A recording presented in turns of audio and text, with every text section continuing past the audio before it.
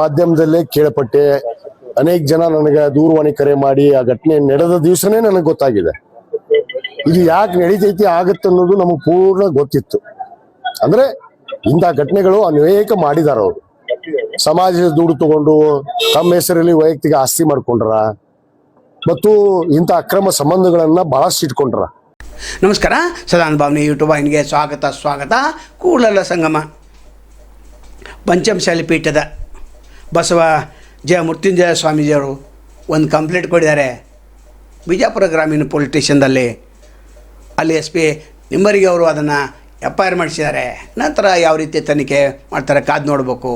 ನನಗೆ ಸಂತ್ರಸ್ತ ಮಹಿಳೆ ಮತ್ತು 4 ಜನ ಮೇಲೆ ಇವರು ಕಂಪ್ಲೇಂಟ್ ಕೊಟ್ಟಿದ್ದಾರೆ. ಅದರಲ್ಲಿ ಪೃಥ್ವಿಗೌಡ, ಯಶವಂತ, MD ವೀರೇಶ ನನಗೆ ಮೇಲಿಂದ ಮೇಲೆ ಕರೆ ಮಾಡ್ತಾಯಿದ್ರು. ನನ್ನ ಶಿಷ್ಯ ರಾಜ್ಕುಮಾರ್ ಅವ್ರ ಮೊಬೈಲ್ಗೆ 3 ಕೋಟಿ ಕೊಡಬೇಕಂತೇಳಿ ಇವರು ದುಂಬಾಲನ್ನು ಬೀಳ್ತಿದ್ರು. ನಾನು ಬಿಜಾಪುರದಿಂದ ಫೆಬ್ರವರಿ 11 ತಾರೀಕಿಗೆ ಕಗ್ಗೋಡಿಗೆ ಬರುವಂಥ ಹೊತ್ತಿನಲ್ಲಿ ನನ್ನ ಕಾರ್ ಗಡ್ಡೆ ಅಡ್ಡ ಹಾಕಿ ಇವರು ದಾಂಧಲೆ ಮಾಡಿದ್ದಾರೆ, ಹಲ್ಲೆ ಮಾಡಿದ್ದಾರೆ ಅಂತ. ಅದರ ಮಹಿಳೆ ಕೂಡ ಮಹಿಳಾ ಆಯೋಗದ ಅಧ್ಯಕ್ಷೆ ನಾಗಲಕ್ಷ್ಮಿ ಅವರಿಗೆ ಮನವಿಯನ್ನು ಕೂಡ ಕೊಟ್ಟಿದ್ದಾರೆ. ಆ ನಾಗಲಕ್ಷ್ಮಿ ಅವರು ಕೂಡ ಲಕ್ಷ್ಮೀಜಿ ಚೌಧರಿ ಅವರು ಕೂಡ ಬೆಂಗಳೂರು ದಕ್ಷಿಣ ವಿಭಾಗದ DCF ಹಾಗೂ ಬಾಗಲಕೋಟೆ SP ಅವರಿಗೆ ಪತ್ರ ಬರೆದಿದ್ದಾರೆ. ಈ ಸಂತ್ರಸ್ತೆಗೆ ನೀವು ನ್ಯಾಯ ಕೊಡಿಸಿ ಅಂಥೇಳಿ. ಇದಕ್ಕಿಂತ ಮೊದಲು ನಾವು 1.5 ವರ್ಷ ಹಿಂದೆನೇ ಒಂದು ವರದಿಯನ್ನು ಮಾಡಿದ್ದು. ಇಲ್ಲಿ ಆರಾಧನೆ ಯಾರ್ದು ಮಾಡಿದ್ರು, ವಿದೇಶಕ್ಕೆ ಹೋಗಿ ದೀಪಾರಾಧನೆ ಯಾವ ರೀತಿ ಆಯಿತು ಅನ್ನೋದನ್ನು ಕೂಡ ವರದಿ ಮಾಡಿದ್ದು. ಆ ಕಾಶ್ಯಪ್ಪನವರು ಕೂಡ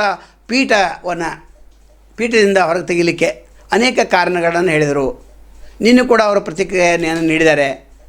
ಬೆಂಕಿ ಇಲ್ಲದೆ ಹೊಗೆ ಆಡೋದಿಲ್ಲ ಅಂತೇಳಿ. ನಾವೇನು ಕಾಶ್ಯಪ್ಪನವ್ರು ಕೇಳ್ತಾ ಇದ್ದೇವೆ, ನೀವು CD ಇದೆ ಅಂತೇಳಿ ಎಷ್ಟು ದಿವಸ ನೀವು ಅದನ್ನು ಇಟ್ಕೊಂಡು ಕೊಡೋರು? CDಯನ್ನು ಈಗ ಸಂದರ್ಭ ಇದೆ, ಬಿಡುಗಡೆ ಮಾಡಿ.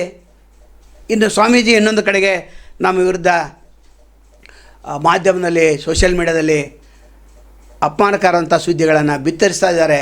ತಡೆಯಾಜ್ಞೆ ತಂದಿದ್ದಾರೆ. ಬೆಂಗಳೂರು ಸಿಟಿ ಸಿವಿಲ್ ಕೋರ್ಟ್ನಲ್ಲಿ ತಡೆಯಾಜ್ಞೆ ತಂದಿದ್ದಾರೆ.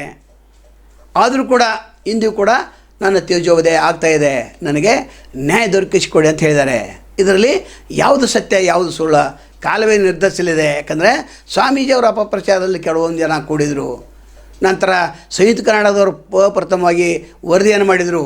ನಂತರ ರಾಜಕಾರಣಿಗಳಿಬ್ಬರು ಬಂದು ಸಂರಕ್ಷಣೆ ಮಾಡಿದ್ದಾರೆ. ನಂತರ ಈ ಮೃತ್ಯುಂಜಯ ಶ್ರೀಗಳು ಏನು ಹೇಳ್ತಾರೆ, ಇವರು ರಾಜಕಾರಣಿಗಳು ಅನೇಕರು ಪಿತೂರಿಂದ ನನಗೆ ಈ ರೀತಿ ಆಗ್ತಾಯಿದೆ, ನನಗೆ ನ್ಯಾಯ ಕೊಡಿಸಿ ಅಂತ ಕೇಳಿದ್ದಾರೆ. ಒಟ್ಟಾರೆ ಇದು ಎಲ್ಲಿ ಹೋಗಿ ಮುಟ್ತಿದ್ದು ಕಾದು ನೋಡೋದು. ಯಾಕಂದರೆ ಈ ಪ್ರಭಾವಿಗಳಲ್ಲಿ ದಾಟ್ತಾರೆ.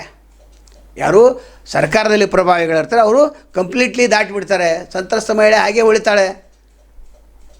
ಉದಾಹರಣೆಗೆ ರಮೇಶ್ ಜಾರಕಿಹೊಳಿ ಏನಾಯ್ತು ಕೇಸ, ಇಡೀ ಕರ್ನಾಟಕ ನೋಡಿತು, ಎಲ್ಲವನ್ನು ಮಾಡಿ ಮುಗಿಸಿದರು. ಆದರೂ ಕೂಡ ಸಂತ್ರಸ್ತ ಮಹಿಳೆ ಇಲ್ಲಿ ಎಲ್ಲಿದ್ದಾರೆ, ಯಾರಿಗೆ ನ್ಯಾಯ ಸಿಕ್ಕಿದೆ ಯಾರಿಗೂ ಗೊತ್ತಿಲ್ಲ. ಇವು ಬಚಾವಾದರು. ಅಂದ್ರೆ ಪೊಲೀಸ್ ಠಾಣೆಗಳಲ್ಲಿ ಸಾಕ್ಷಿಗಿಂತ ಪ್ರಭಾವ ಭಾಳ ಮಹತ್ವದ್ದು. ಈ ಸ್ವಾಮಿಗಳು ಪ್ರಭಾವಿಗಳು, ಸಂತ್ರಸ್ತೆ ಪ್ರಭಾವಿ ಅಲ್ಲ. ಪ್ರಭಾವಿ ಇದ್ದರೆ ಇವ್ರ ಕಡೆ ಯಾಕೆ ಹೋಗ್ತಿದ್ರು? 2-3 ವರ್ಷಗಳಿಂದ ಸ್ವಾಮೀಜಿ ಹೇಳ್ತಾರೆ, 2-3 ವರ್ಷಗಳಿಂದ ನಿಮ್ಮ ಹೋರಾಟಕ್ಕೆ ನಾನು ಬೆಂಬಲ ಕೊಡ್ತೇನೆ ಅಂಥೇಳಿ ಬಂದರು. ಬಂದ ನಂತರ ಇಲ್ಲಿ ನನಗೆ ದೈಹಿಕ ಮಾನಸಿಕ ತೊಂದರೆಯನ್ನು ಕೊಟ್ಟು ಮತ್ತು ಖಾಸಗಿ ವಿಡಿಯೋಗಳನ್ನು ಮಾಡ್ಕೊಂಡಿದ್ದಾರೆ. ನೀನು ತೇಜೋವಧೆ ಮಾಡ್ತೀನಿ ಅಂತ ಹೇಳಿದ್ದಾರೆ. ಆದರೆ ಇಲ್ಲಿ ಸಂತ್ರಸ್ತ ಮಹಿಳೆ ಕೂಡ ಹೇಳಿದ್ದಾರೆ, ಇಲ್ಲ ನಂದು ಖಾಸಗಿ ವಿಡಿಯೋಗಳನ್ನು ಅವ್ರು ಮಾಡ್ಕೊಂಡಿದ್ದಾರೆ ಅಂತ ಇವರು. ಒಟ್ಟಾರೆ ಈ ಪ್ರಕರಣ ಎಲ್ಲಿ ಹೋಗಿ ಮುಟ್ತಿದ್ದು ಕಾದು ನೋಡ್ಬೇಕು. ಆದರೆ ಅಲ್ಲಿವರೆಗೆ ಬಸವಜಯ ಮೃತ್ಯುಂಜಯ ಶ್ರೀಗಳ ಪರಿಸ್ಥಿತಿ ಏನು, ಇದನ್ನು ವರದಿ ಮಾಡ್ತಾರೆ, ಇದನ್ನು ಹಿಡ್ಕೊಂಡು ವರದಿ ಮಾಡ್ತಾರೆ. ಮತ್ತು ತಡೆಯಾಜ್ಞೆ ತಂದದ್ದು ಅದು 4-5 ಜನರ ಮೇಲೆ. ಅದರ ವಿಚಾರಣೆ ಇದೇ ತಿಂಗಳ 27ನೇ ತಾರೀಕಿಗಿದೆ. ಆ ವಿಚಾರಣೆ ಹಂತದಲ್ಲಿ ಯಾರಿಗೆ ನೋಟಿಸ್ ಕೊಟ್ಟಿದ್ದಾರೆ, ಅದರ ಏನು 4 ಮಂದಿ ಮೇಲೆ ತಡೆಯಾಜ್ಞೆ ತಂದಿದ್ದರು. ಯಾರು ರಿವ್ಯೂಸ, ನಂತರ ನಂತರ ಸಂಯುಕ್ತ ಕರ್ನಾಟಕ ಇನ್ನೊಂದು 2-3 ಸುದ್ದಿವಾಹಿನಿಗಳ ಮೇಲೆ ತಂದಿದ್ದರು. ಆದರೆ ಅವ್ರಿಗೆ ಇನ್ನೂ ಕೂಡ ನೋಟಿಸ್ ಬಂದಿಲ್ಲ ಅಂತೇಳಿ ಅವರೇ ಹೇಳ್ತಾ ಇದ್ದಾರೆ.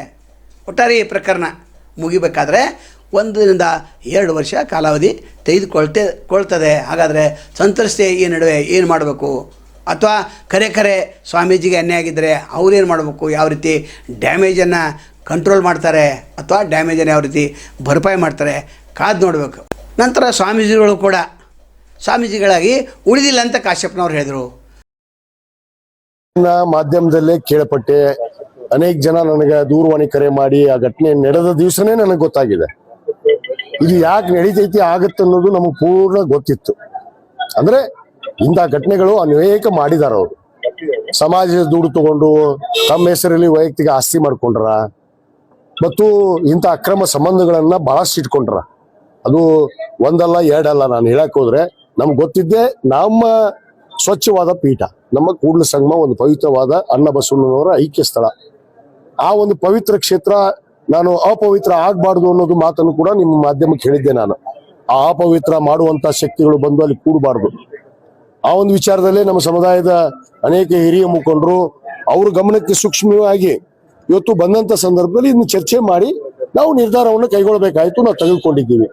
ಅದು ಈ ರೀತಿ ಜನರ ಬಳಿಗೆ ಬರುತ್ತೆ ಅನ್ನೋದು. ಯಾಕಂದ್ರೆ ಜನರು ಕೂಡ ನೋಡ್ರಿ ಅಂಧ ಭಕ್ತರು ಏನ್ ನೆಂಬಲ್ಲ ಪಾಪ. ಕಾವಿ ಅಂದ ತಕ್ಷಣ ಏನೋ ಒಂದು ಅಪಾರವಾದ ಗೌರವ ಇಟ್ಕೊಂಡ್ರು ನಮ್ಮ ನಾಡಿನಲ್ಲಿ.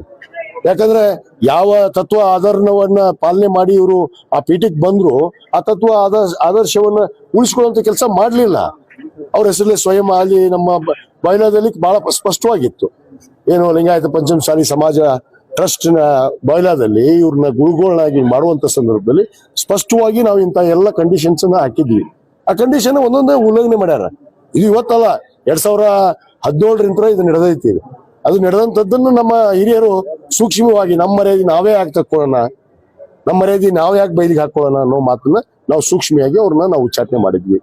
ಈ ಕರ್ಕೊಂಡ್ರಲ್ಲ ಎತ್ಕೊಂಡ್ರಲ್ಲ Mister Basanagouda Patil Yatnal, Mister C Patil, Mister Arvind Bellad ಮತ್ತು ಅನೇಕ ನಾಯಕರಾದ ಒಂದಿಷ್ಟು ಜನ, ಅವರೆಲ್ಲ ಉತ್ತರ ಕೊಡ್ಲಿ. ಅವ್ರಿಗೆ ಸಪರೇಟ್ ಪೀಠ ಮಾಡ್ತೀವಿ, ಅವ್ರಿಗೆ ಮಠ ಕಟ್ತೀವಿ, ಅವ್ರಿಗೆ ಸಂಸ್ಥಾ ಕಟ್ತೀವಿ ಅಂತ ಹೇಳಿದ್ರಲ್ಲ, ಕಟ್ಕೊಳ್ಳಿಲ್ಲ ಮಾಡ್ಲಿ, ನಮ್ಗೇನ್ ಬೇಡ, ನಮ್ದೇನಿಗೆ ಸಂಬಂಧನೇ ಇಲ್ಲ. ಅದು ನಾವು ಸಂಬಂಧ ತಗೊಂಡ್ಬಿಟ್ಟಿವಿ. ಅವರ ವಿಚಾರ ಆಚಾರಗಳನ್ನ ನಾವು ತಿಳ್ಕೊಂಡೆ ಈ ಕೆಲಸವನ್ನು ಮಾಡಿದ್ವಿ. ಅದು ಇವತ್ತು ಅನ್ಯಾಯ ಆದವರು ನ್ಯಾಯವನ್ನು ಕೇಳುವಂಥದ್ದು ಸಹಜ. ನ್ಯಾಯ ಸಂವಿಧಾನಾತ್ಮಕವಾಗಿ ಎಲ್ಲರಿಗೂ ನ್ಯಾಯ ಇದೆ. ಯಾರ್ಯಾರು ದೂರ ಸಲ್ಲಿಸಿದಾರ, ಯಾವಾಗ ಸಲ್ಲಿಸಿದ್ರು, ಇವರು ಕೋರ್ಟಿಗೆ ಹೋಗಿ ಯಾಕೆ ಸ್ಟೇ ತಗೊಂಬಂದ್ರು, ಯಾಕೆ ತಗೊಂಬರ್ತಾರ? ನೀವು ಸ್ವಚ್ಛ ಇದ್ರೆ ನಾನು ಚಾರಿತ್ರ್ಯ ನನ್ನ ವೈಯಕ್ತಿಕ ನನ್ನ ಚಾರಿತ್ರ್ಯ ಕರೆಕ್ಟ್ ಇದ್ದಾಗ ನಾನು ಯಾಕೆ ಕೋರ್ಟಿಗೆ ಹೋಗಿ ಸ್ಟೇ ತಗೊಂಬರ್ಬೇಕು? ಯಾಕೆ ತಗೊಂಬಂದ್ರಿ ಸ್ಟೇ? ಇದನ್ನ ಜನರಿಗೆ ಉತ್ತರ ಕೊಡ್ಬೇಕಾಗತ್ತೆ. ಅವ್ರ ನಾಯಕರು ಅವರು ಸ್ವಾಮೀಜಿ ಅಂತ ಒಪ್ಕೊಂಡು ಎತ್ಕೊಂಡು ಹೊಂಟ್ರಲ್ಲ ಪೀಠ ಮಾಡೋದಕ್ಕೆ, ಅವ್ರು ಉತ್ತರ ಕೊಡ್ಲಿ, ಈಗ ಕೊಡ್ಲಿ. ನಾವು ಕೂಡ ಇಂದಿನ ವಿಡಿಯೋದಲ್ಲಿ 2 ವಿಡಿಯೋದಲ್ಲಿ ಹೇಳಿದ್ದೇವೆ.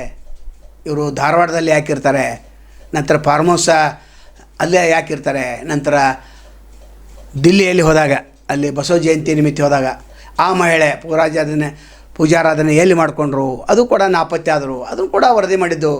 ಇಲ್ಲಿ ಈ ಪ್ರಕರಣ ಬೂದಿ ಮುಚ್ಚಿದ ಕೆಂಡದಂತಿದೆ. ಒಟ್ಟಾರೆ ಇಲ್ಲಿ ಯಾರಿಗೆ ನ್ಯಾಯ ಸಿಗ್ತೈತೆ ಕಾದು ನೋಡೋಣ. ಒಟ್ಟಾರೆ ಇಬ್ಬರಲ್ಲಿ ಯಾರಿಗೆ ನ್ಯಾಯ ಸಿಗ್ತೈತೆ ಕಾದು ನೋಡೋಣ. ನಾಳೆ ಮತ್ತೊಂದು ತಮ್ಮನ್ನು ಭೇಟಿಯಾಗ್ತೇವೆ.